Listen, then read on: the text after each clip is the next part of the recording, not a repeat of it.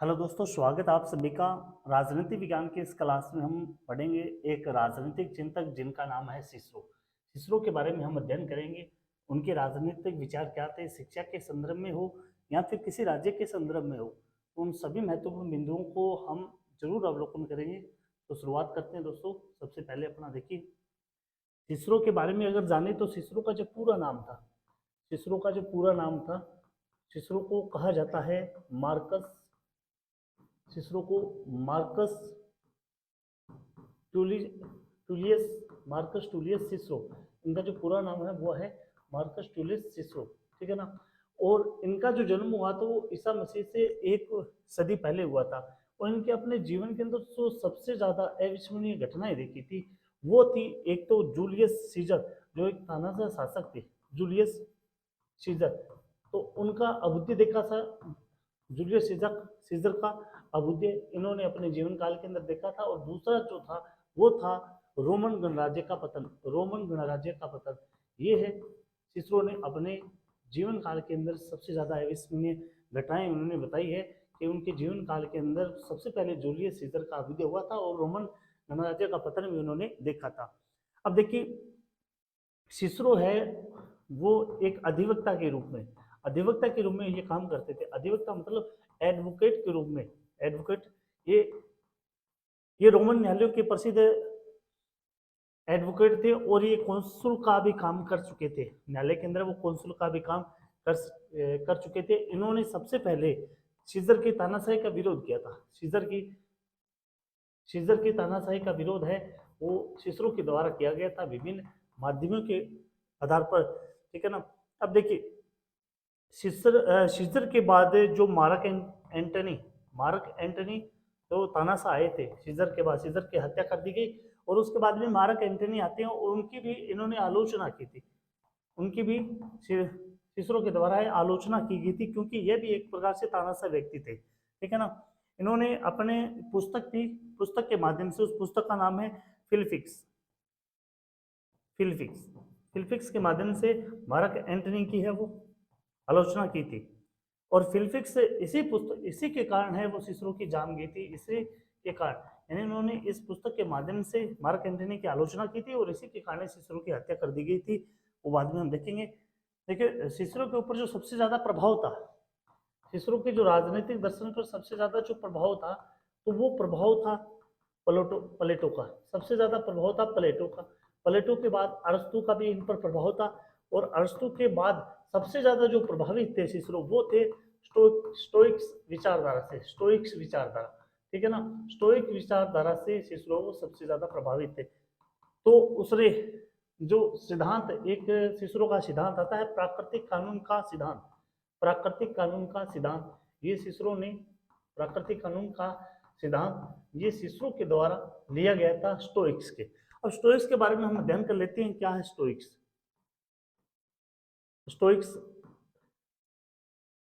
Stoics किस प्रकार की विचारधारा है और क्या कुछ है, तो देखिए इसके अंदर स्टोइक्स की बात करें तो ये इस संप्रदाय का जो प्रवर्तन माना जाता है वो 300 साल पहले हुआ था, ईसा से 300 साल, ईसा से 300 साल पहले यूनान में हुआ था।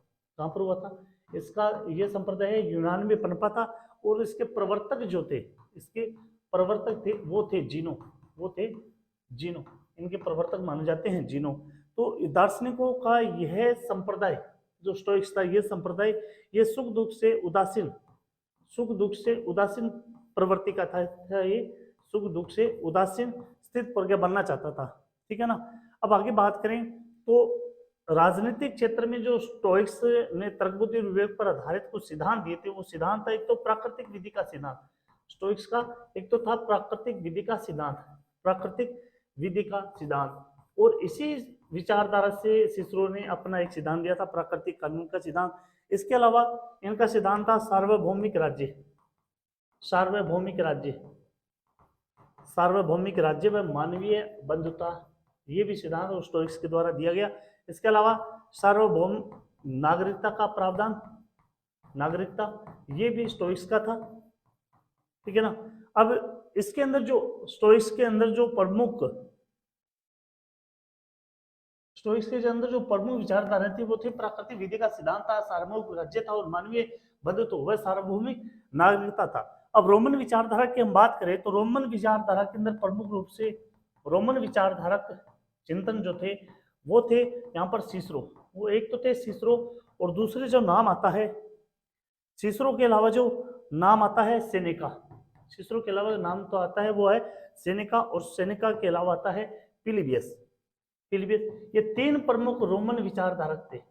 जो स्टोइक्स से जो प्रभावित थे वो थे सिसरो और सेनेका। सिसरो और सेनेका रोमन विचारधारा के तीन प्रवर्तक माने जाते हैं, सिसरो, सेनेका और पिलिबियस। लेकिन जो स्टोइक्स से प्रभावित है वो सिसरो और सेनेका थे। आगे हम बात करें रोमन राजनीतिक चिंतन के रूप में, रोमन राजनीतिक चिंतन के रूप में, रोमन राजनीतिक चिंतन के रूप में कौन कौन विचारधारक पनपे थे, ठीक है ना। देखो राजनीतिक चिंतन के इतिहास में अगर यूनानी की बात करें, यूनानी चिंतन हुए थे, उनके बाद में रोमन यूनानी चिंतन जो प्रमुख थे सुकरात थे, सुकरात के साथ प्लेटो, प्लेटो के साथ थे भाई अरस्तु, प्लेटो के साथ थे अरस्तु। इनके बाद जो चिंतक उभरे थे वो थे रोमन चिंतक। और मैंने पहले आपको बता दिया कि जो रोमन चिंतक थे वो थे सबसे पहले पिलिबियस या पोलिबियस, सबसे पहले पोलिबियस और उसके बाद में आए थे सिसरो, और सिसरो के बाद में आए थे जो रोमन चिंतक थे वो थे सेनेका। ये तीन प्रमुख रोमन चिंतक थे। अब इनकी विशेषता क्या थी, रोमन चिंतकों की जो प्रमुख विशेषताओं की बात करें हम, इनकी विशेषताओं की बात करें या इनकी देन की बात करें तो सबसे पहले ये व्यक्ति के राज्य से पृथक और स्वतंत्र अस्तित्व को मानते थे। व्यक्ति का राज्य से पृथक यानी अलग रूप से वह स्वतंत्र, पृथक व स्वतंत्र अस्तित्व मानते थे।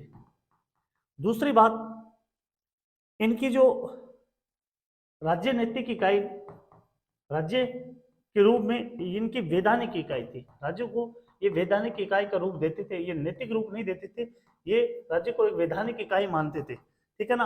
और ये मानते थे कि जो राज्य का निर्माण होता है, राज्य का जो निर्माण होता है वो लोगों की सहमति से होता है, राज्य का निर्माण वो लोगों की सहमति से ही होता है। ये विचारधारा थी रोमन चिंतक की, ठीक है ना। ये समाज को, रोमन विचारधारा का ये समाज को नैतिकता, समाज नैतिकता और नैतिकता के साथ साथ राजनीति, इन सभी को ये अलग अलग मानते थे, इन सभी को ये मानते थे अलग अलग, इन्होंने अलग अलग इनको परिभाषित किया है।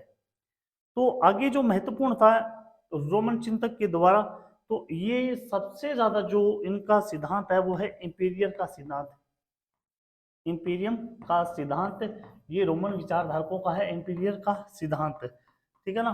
तो यह सिद्धांत है वो आधुनिक संप्रभुता से बिल्कुल अलग था, आधुनिक संप्रभुता से बिल्कुल अलग था। इसके बारे में जरूर चर्चा करेंगे हम। तो रोमन चिंतक जो मानते थे वो व्यक्ति को राज्य से अलग और स्वतंत्र अस्तित्व इनका मानते थे, राज्य को ये वैधानिक इकाई मानते थे और राज्य का निर्माण ये मानते थे कि राज्यों का निर्माण है वो लोगों से हुआ है। ये समाज नैतिकता और राजनीति को अलग अलग रूप में ये परिभाषित करते थे।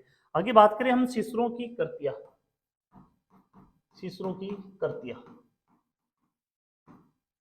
सिसरो की कृतियां यानी जो लेखनी इन्होंने लिखी थी, जो बुक्स इन्होंने लिखी थी उसके बारे में थोड़ी चर्चा करेंगे। सबसे पहले तो हम बात कर लें कि इनके द्वारा दो पुस्तक लिखी गई थी, एक तो थी डी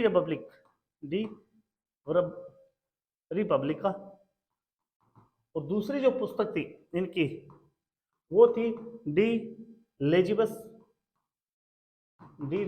ये दो पुस्तकें उन्होंने लिखी थी और दोनों ही पुस्तकें हैं वो प्लेटो के द्वारा जो पुस्तकें लिखी गई थी प्लेटो के द्वारा, एक तो थी द रिपब्लिक, एक तो पुस्तक थी दी रिपब्लिक और दूसरी जो प्लेटो के द्वारा पुस्तक लिखी गई थी द लॉस। इनसे ये मिलती जुलती पुस्तक मानी जाती है।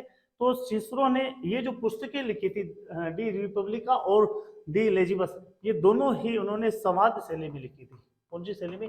ये संवाद शैली में उन्होंने लिखी थी, संवाद शैली के अंदर ये अपनी रचना उन्होंने लिखी थी।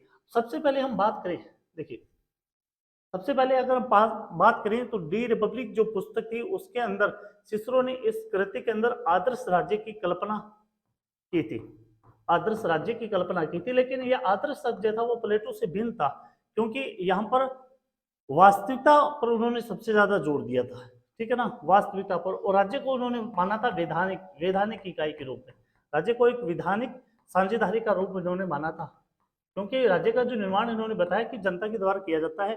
और दूसरी जो पुस्तक थी डी डी लेजिवस, तो इस पुस्तक में उन्होंने प्राकृतिक विधि की अवधारणा को माना था, प्राकृतिक विधि की अवधारणा, प्राकृतिक विधि की अवधारणा, प्राकृतिक विधि की अवधारणा को माना था इसके अंदर। और ये जो विधियां थी ये विवेक और बुद्धि पर आधारित थी, ठीक है ना।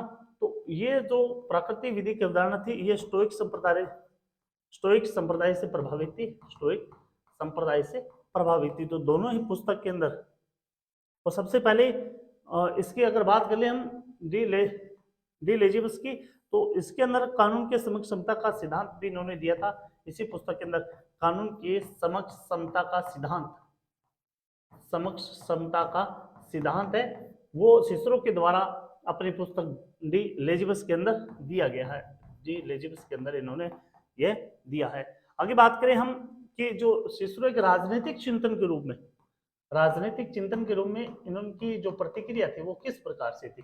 देखिए सबसे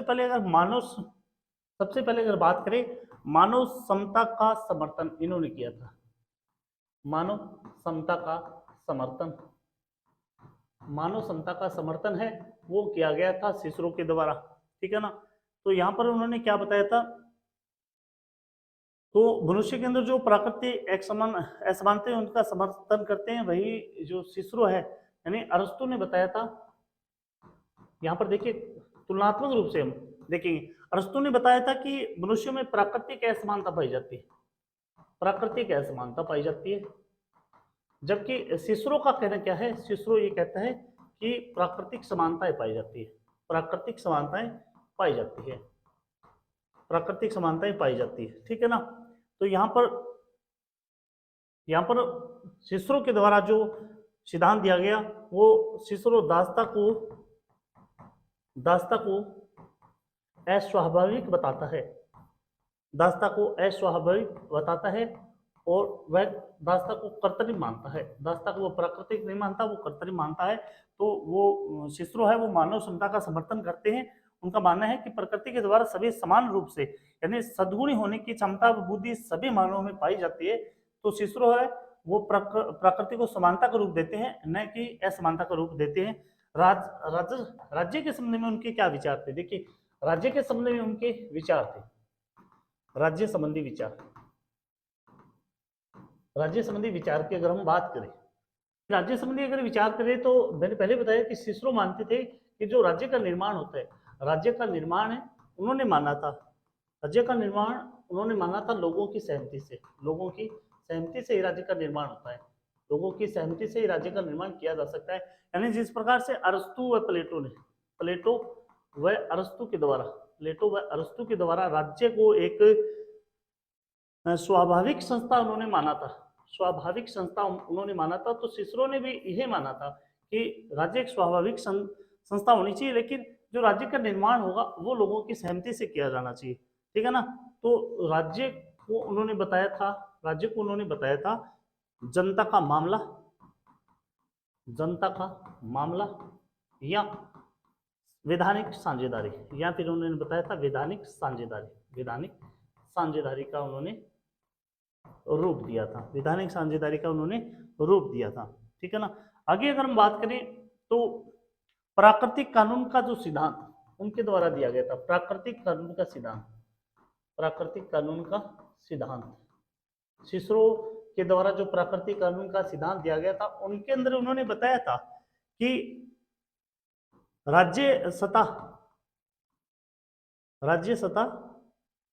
है वो सत्ता की बजाय वो मानव की बुद्धि पर आधारित होती है, मानव की बुद्धि से वह संचालित होती है।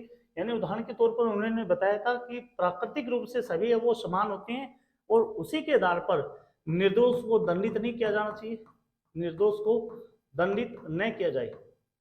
दंडित नहीं किया जाए, और अगर वो दोषी है तो उसे उतनी ही मात्रा में दोषी को निश्चित मात्रा में ही सजा का प्रावधान है। वो सिसरो के द्वारा लिखा गया था। सजा का प्रावधान, यानी जिस प्रकार से उन्होंने दंड किया उसी प्रकार को उसको निश्चित रूप पर है वो उसको सजा दी जानी चाहिए। इसके अलावा सिसरो का जो मानना था, सिसरो का जो मानना था वो निरंकुश शासन का घोर विरोधी था। निरंकुश शासन का बिल्कुल घोर विरोधी था सिसरो। तो वो चाहते थे कि एक राज्य है, राज्य के अंदर निरंकुश शासन नहीं होना चाहिए, निरंकुश शासन है वो नहीं होना चाहिए। तो यहाँ पर उसने मिश्रित शासन व्यवस्था का समर्थन किया था, मिश्रित शासन व्यवस्था का समर्थन किया था। मिश्रित शासन व्यवस्था का सिसरो के द्वारा है वो समर्थन किया गया था, यानी जिसके अंदर राजतंत्र होता है, कुलीन तंत्र और लोकतंत्र सभी समन्वय होते हैं, तो वह ही एक सर्वश्रेष्ठ राज्य होता है। तो सिसरो के द्वारा जो राजनीतिक चिंतन के रूप में जो मुख्य रूप से कृतियां लिखी गई थी या उनके जो विचार थे, तो इस क्लास के अंदर हमने कवर किए हैं।